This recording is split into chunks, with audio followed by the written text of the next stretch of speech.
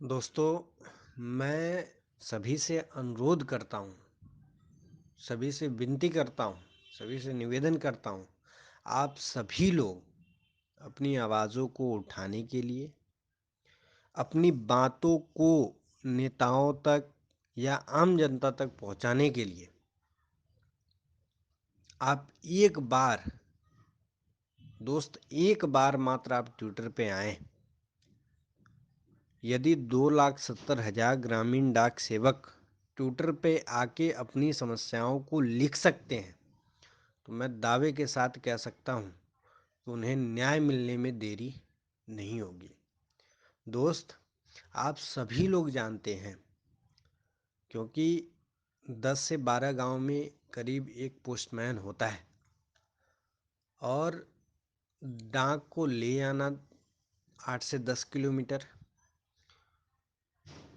और फिर डाक को वितरण करना सॉर्टिंग करके 10 गांव में जाना साइकिल से जाकर डाक वितरण करना, ये बिल्कुल भी 4 घंटे में संभव नहीं है। शायद ये चीज़ सरकार को भी पता है और आपको भी पता है, वो तो आप भले भांति जानते भी हैं। दोस्त, लेकिन मैं आपसे एक चीज़ पूछना चाहता हूँ। भले ही मैं भी ये कार्य करता हूँ या कोई भी कार्य ऐसा करता है, जब भी हम कोई भी काम करवाने वाले होते हैं तो हम चाहते हैं कि कम से कम पैसे में हमारा काम हो जाए। दोस्त, तो सरकार भी चाहती है कि हमारा कम से कम पैसे में हमारा कार्य होए। लेकिन दोस्त, समझने वाली बात यह है कि यहाँ पे सरकार का कार्य तो हो रहा है, लेकिन आपका कार्य बाधित हो रहा है। इस बात को समझने की आवश्यकता है।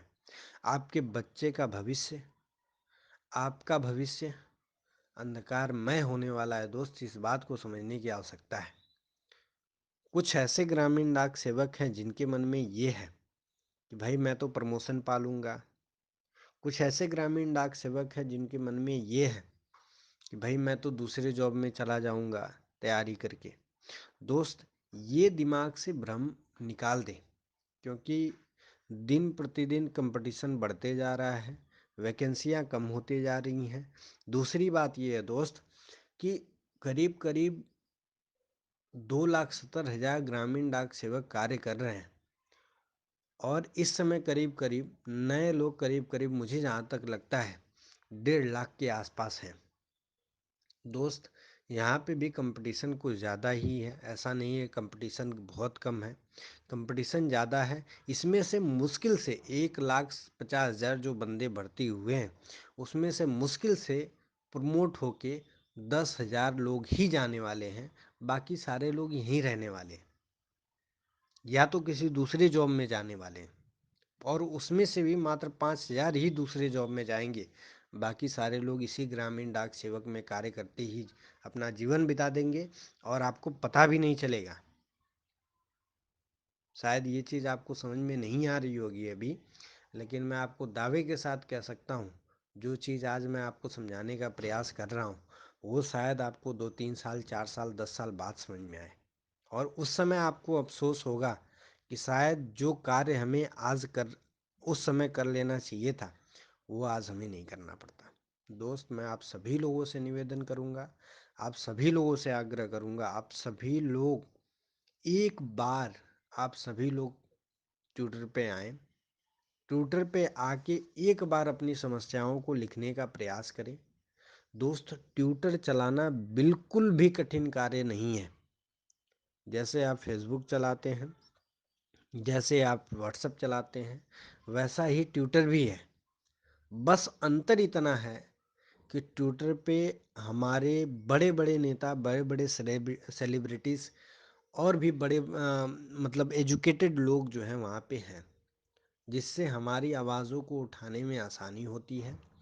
जहाँ पे हम अपना स्पेशल हैशटैग का प्रयोग करके, हैशटैग जीडीएस एम्प्लॉयज़ का प्रयोग करके हम अपनी बातों को लिख सकते हैं। लिखकर अपने आसपास के नेताओं तक और अपने माननीय प्रधानमंत्री तथा हमारे संचार मंत्री माननीय रविशंकर जी तक आप पहुंचा सकते हैं अपनी बातों को।